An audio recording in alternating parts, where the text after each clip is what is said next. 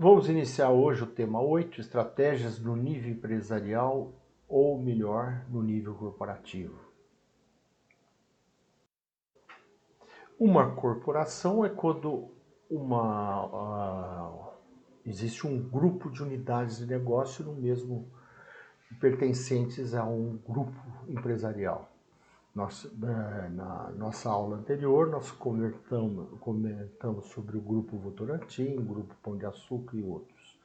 Né? Mas você pode ter uma unidade de negócios e pensar em ter uma estratégia corporativa, isso é, passar a ter mais de uma unidade de negócio.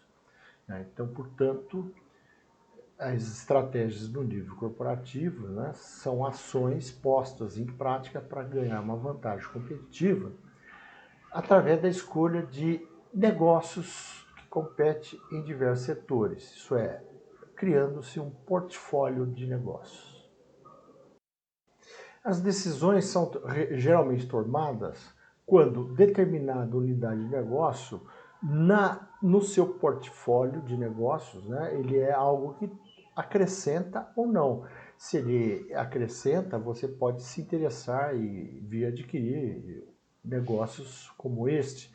Ou chega um momento que a organização fala, não, esse tipo de unidade de negócio não nos interessa mais, ele não acrescenta nada à nossa corporação. Então são decisões tomadas em função das unidades de negócios que são operadas por uma determinada corporação. Né? Óbvio que estão pensando em retornos acima da média, estão pensando em estratégias de diversificação de produtos, mercados, escopo, né? E acredita-se que uma diversificação bem sucedida pode reduzir a variabilidade da corporação. As empresas que se dedicavam a produtos ligados ao cigarro, elas andaram diversificando numa enormidade de outras unidades de negócio devido às questões de saúde que estão sendo levantadas e que isso passou a preocupá-los.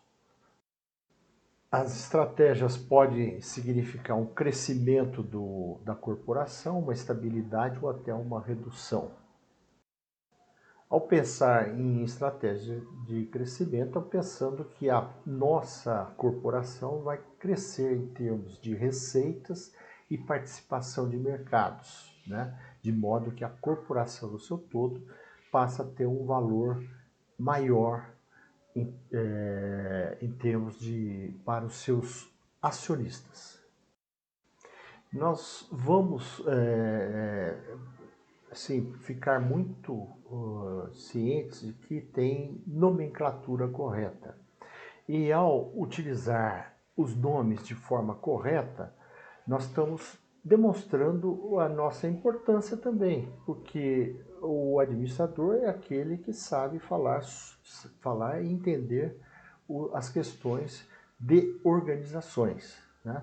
Por exemplo, crescimento interno. Você só vai utilizar esse termo crescimento interno quando uma corporação está criando alguma outra unidade de negócio. Criar é começar do zero, vai lá e constrói uma outra unidade de negócios em outro mercado, enfim, de alguma forma. Esse crescimento interno ele pode ser horizontal, isto é, você permanecer no mesmo grau que está na cadeia de valor. Né? Por exemplo, um banco, quando ele cria um outro banco em outro mercado, né? É bem o caso do Citibank, por exemplo, que criou o Citibank no Brasil. Né? Eles não vieram aqui adquirir um banco, eles vieram e criaram o banco deles. Né? Então, horizontal no mesmo elo da cadeia produtiva. Né?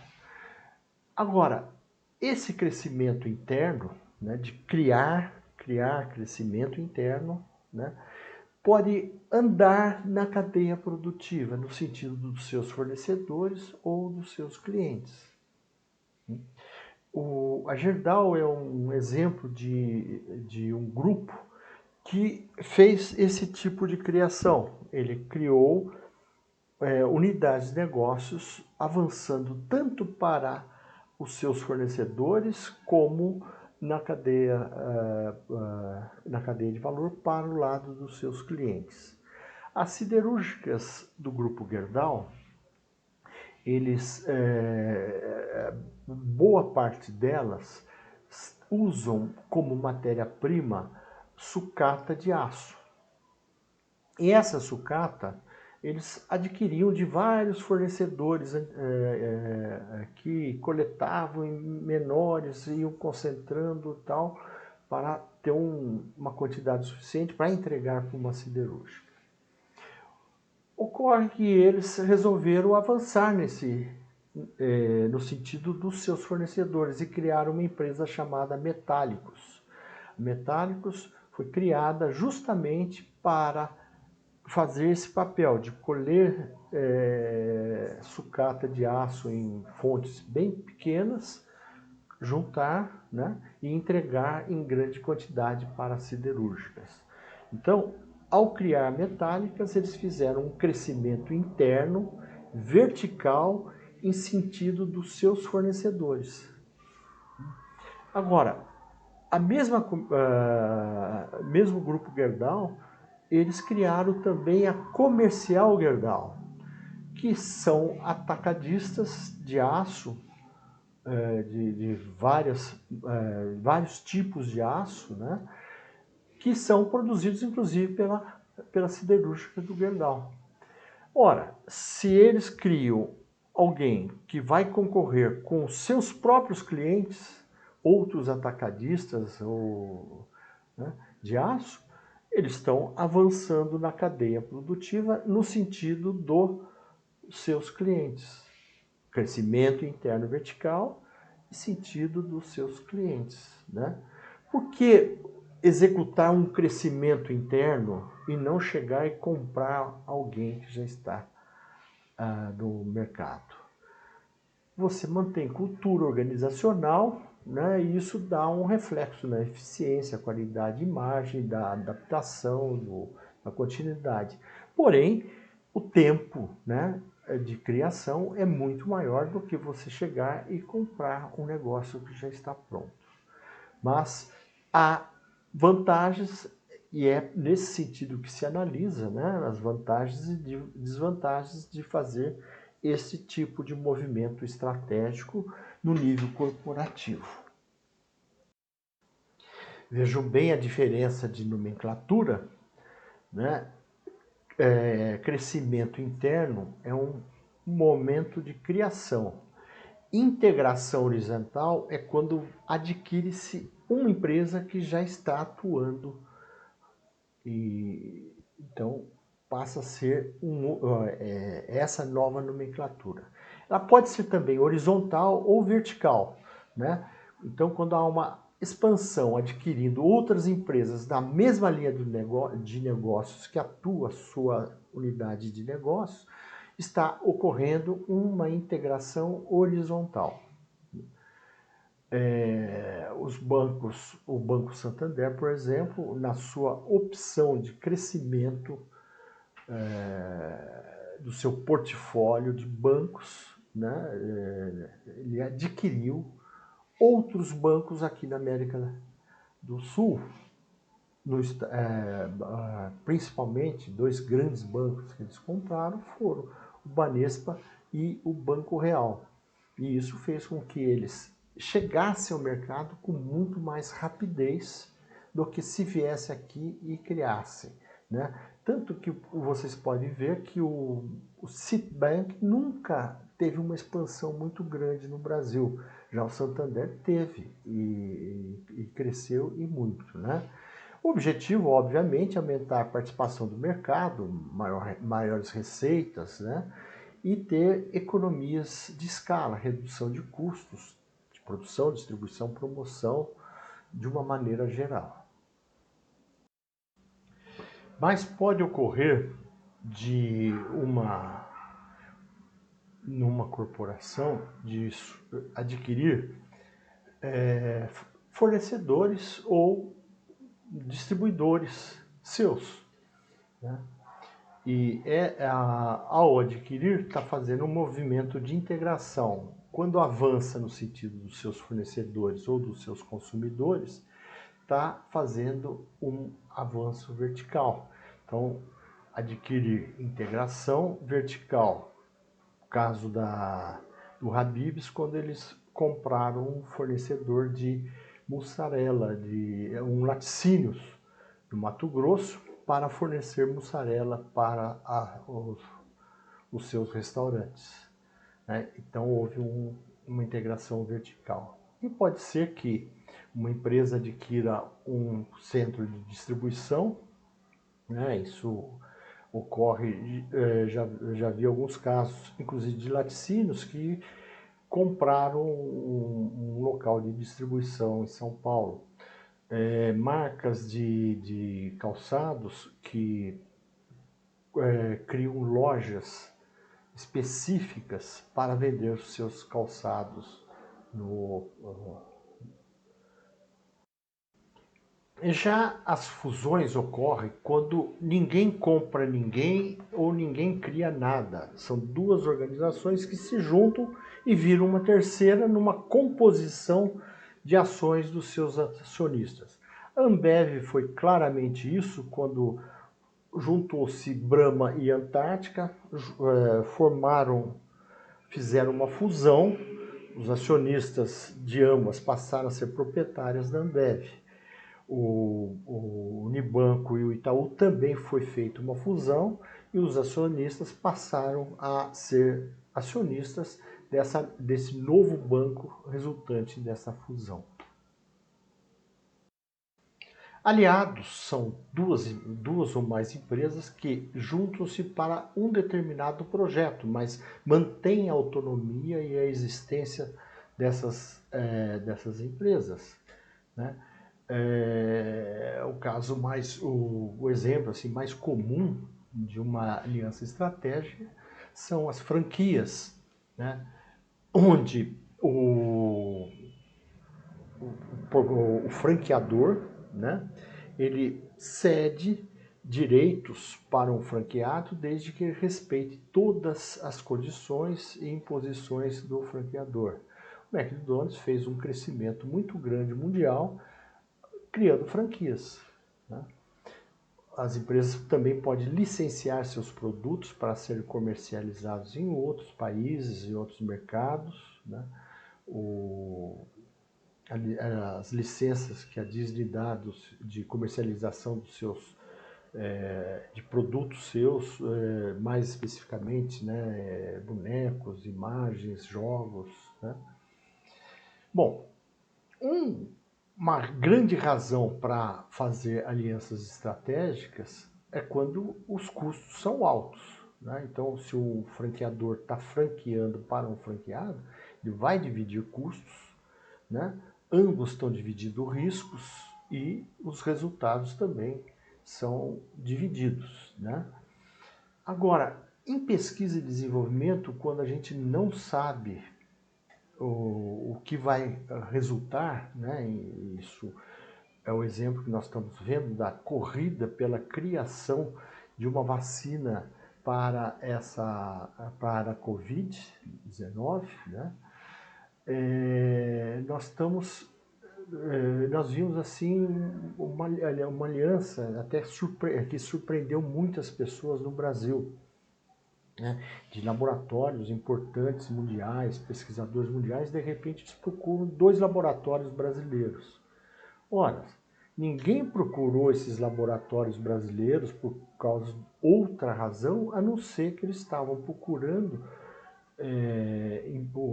empresas, né, embora públicas, de uma eficiência muito grande na produção, distribuição de vacinas, né? Os dois laboratórios têm uma tradição de mais de 100 anos na produção de vacinas, de medicamentos,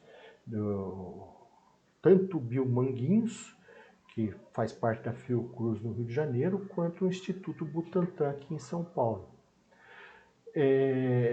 O Brasil é um país que tem tradição em vacinação em massa e know-how nisso.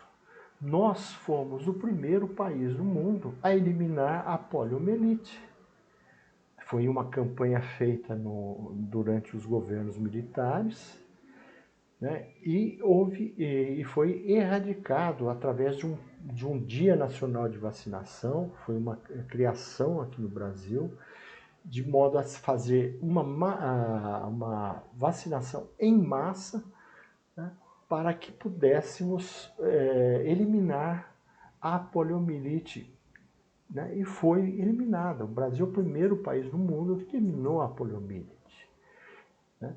E essa Dia Nacional, né, que na época tinha o Zé Gotinha, era a propaganda que faziam, né, na televisão, né, isso foi levado para a Organização Pan-Americana da Saúde e foi feito nos países da América Latina, onde também foi eliminada a poliomielite, que a poliomielite é a paralisia infantil. Não se ouve mais casos, né? Eu conheço pessoas que tiveram, mas mais velhas que eu, né? E num passado distante, né? Aí também foi levado para a Organização Mundial da Saúde esse know-how brasileiro, né? E isso vem do Sistema Único Nosso de Saúde, que tem um know-how de prestação de serviço, prestação de serviço, não, de vacinação em massa, né? E eliminação de certas doenças. O sarampo é uma doença que está bem controlada no Brasil, né? Devido a esses processos. Então, o que esses laboratórios viram no Brasil? Viram alguém com quem eles poderiam fazer parcerias, que tem know-how, competências, inclusive essenciais, para o desenvolvimento de uma vacina, né? O desenvolvimento e a produção em larga escala dessas vacinas, que é o mais importante, né? Então, quando vocês veem duas organizações se juntando, né, para uma pesquisa e desenvolvimento de um determinado produto, eles estão fazendo uma aliança estratégica, porque o Biomanguinhos vai continuar sendo Biomanguinhos, o Instituto Butantan vai continuar sendo Instituto Butantan, a Universidade de Oxford, o laboratório inglês, o laboratório chinês vão continuar sendo, né? Mas eles se uniram num interesse comum, num projeto, né, que pode dar vantagem para todos. Inclusive,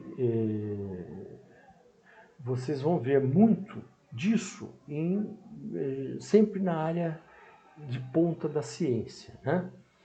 Bom, pode haver acordos de fornecimento entre duas empresas, né? Uma compradora, outra fornecedora. Eles fazem uma aliança para eu fornecer com determinadas condições, onde passam a ser parceiros nos resultados, né? O que o comprador vai fazer com as matérias-primas compradas para entregar aos seus clientes, né? E isso interessa aos dois, porque eles estão dividindo custos, riscos e os benefícios que vêm dessa parceria, né? Cooperativas, né, junção de empresas, né, muito comum. No Paraguai você não viu o Uber ter entrado, porque as cooperativas dos taxistas lá são muito fortes, né? Então são pequenos que se unem e fazem algo acontecer. E aqui no Brasil nós temos muitas cooperativas agrícolas que facilitam a compra de insumos agrícolas, assim como a venda posterior dos produtos agrícolas. Então, alianças estratégicas, as organizações continuam existindo, mas elas se unem para atingir um objetivo, com a divisão de riscos, custos e dos resultados. Estratégias de estabilidade é quando uma corporação resolve manter o seu portfólio, não mexer, né, por alguma razão que nós vamos ver, né, para empresas que operam em mais de um setor ou um único setor, isso pode ocorrer. Para empresas que operam em mais de um setor, né, a ideia é manter o seu atual conjunto de unidades, né, e concentrar esforços nelas, né, com o objetivo de aumentar suas posições competitivas. Né? Então, não vamos fazer avanços nem de aquisições, nem de criação de novas unidades, vamos mais pé no chão tal, porque nós precisamos fortalecer o que já temos. Né? É uma constatação de que o custo também de acrescentar algo pode ser superior ao resultado que a organização vai ter. Empresas que atuam em um único setor, né, elas vão manter as mesmas operações sem procurar crescimento significativo nas receitas ou no tamanho. Né? Geralmente, quando elas atuam no setor de baixo crescimento ou crescimento vegetativo, né? Ou constata que o custo de aumentar essa participação é maior do que o benefício que pode gerar esse crescimento. E ocorre em empresas menores, né, temer o crescimento pode piorar a qualidade e o atendimento ao seu cliente. Eu vejo muito isso em restaurantes, né, que faz uma mudança e tenta, né, um salão bem maior tal, e se perde. Né? Perde e não consegue atender bem os clientes que já vinham atendendo. É até comum quando alguém tem um proprietário de um restaurante, tem sucesso esse restaurante, ele abre um outro restaurante, mas ele não cresce o próprio restaurante. Né? Ou depois pode partir para franquias, né? Mas é muito comum certos estabelecimentos, está certinho, tudo funcionando direitinho, você expande e começa a ter problemas. E eu acredito que hoje a DASA, né, o Delboni Auriemo, sociedade anônima, né, que a corporação originária, inclusive do laboratório Delboni Auriemo, ao adquirir uma enormidade de laboratórios espalhados pelo Brasil, e eu acho que até fora do Brasil, eles eles estancaram esse crescimento e estão agora num momento de estabilidade para reforçar o negócio deles, né?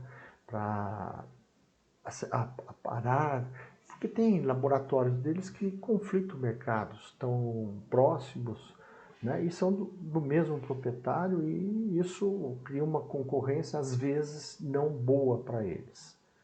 Então eles acredito que eles estão num momento de estabilidade, né? De manter para depois pensar em crescer novamente. Agora, a estratégia de redução é quando o desempenho de uma unidade de negócio não está mais sendo interessante para a nossa organização e para a nossa corporação.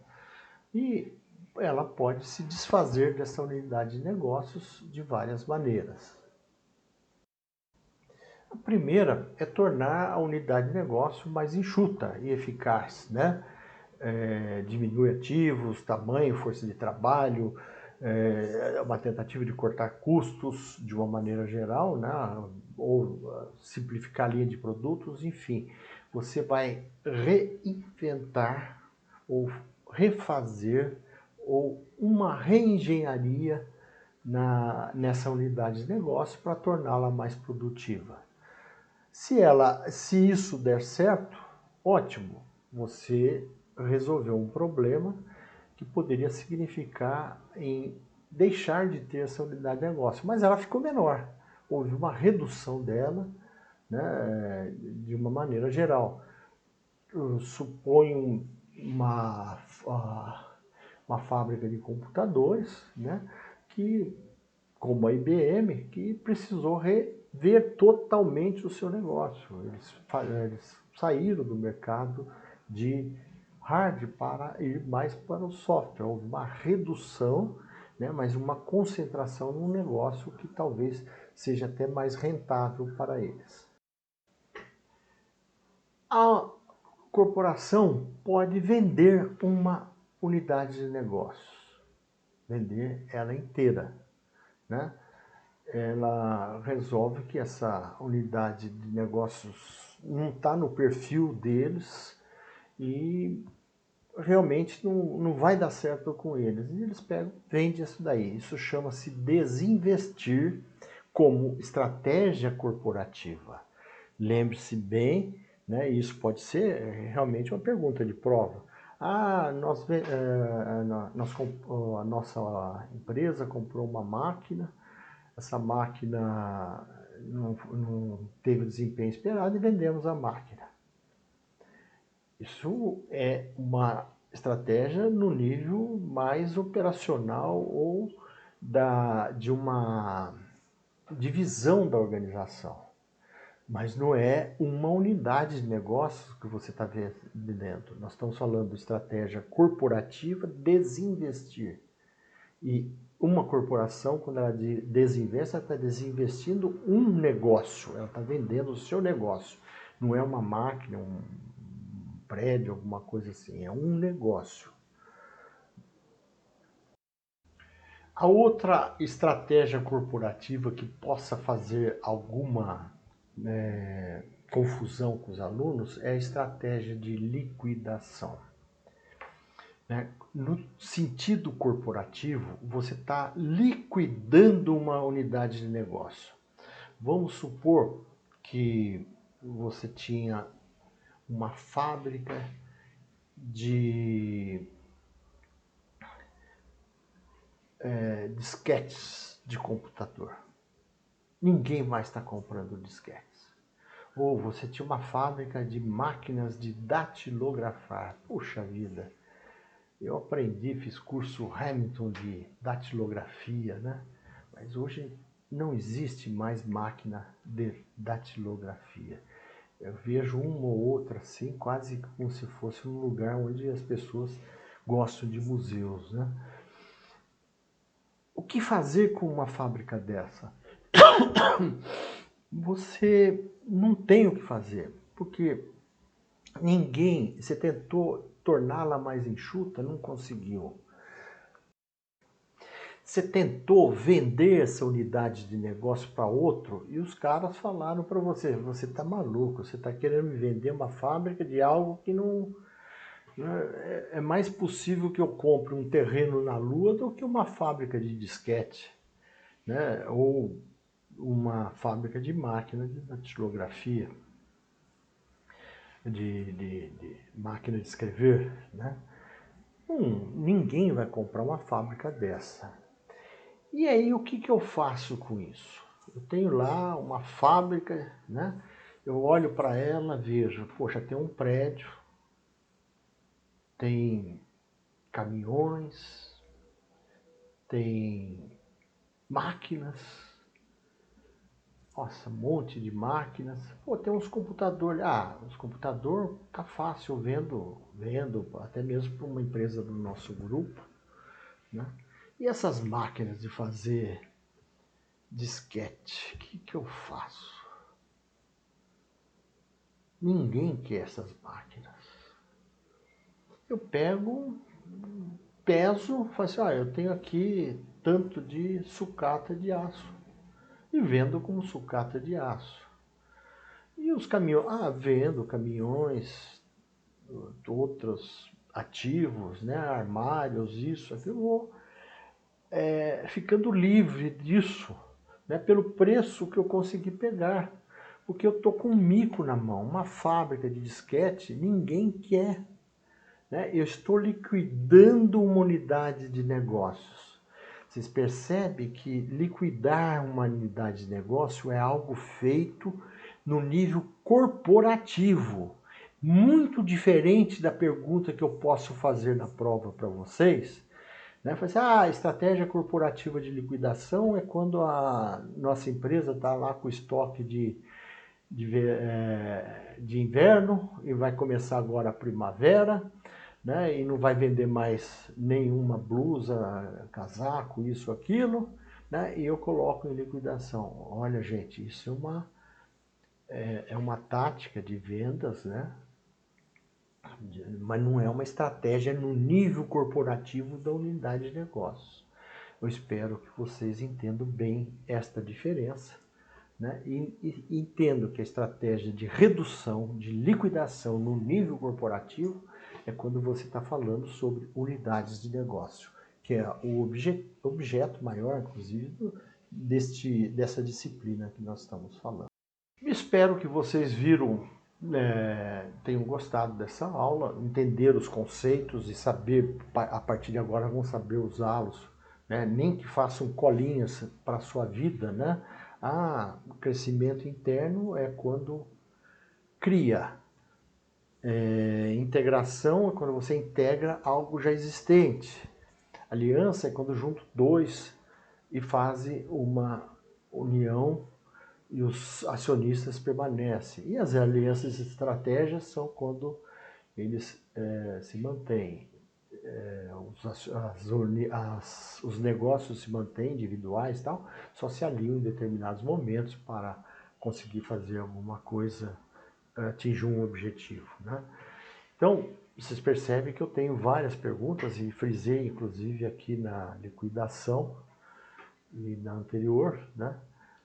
Porque eu sei que pode gerar uma confusão e espero que isso não aconteça. Obrigado pela companhia, boa noite a todos e espero que façam bom proveito desse material.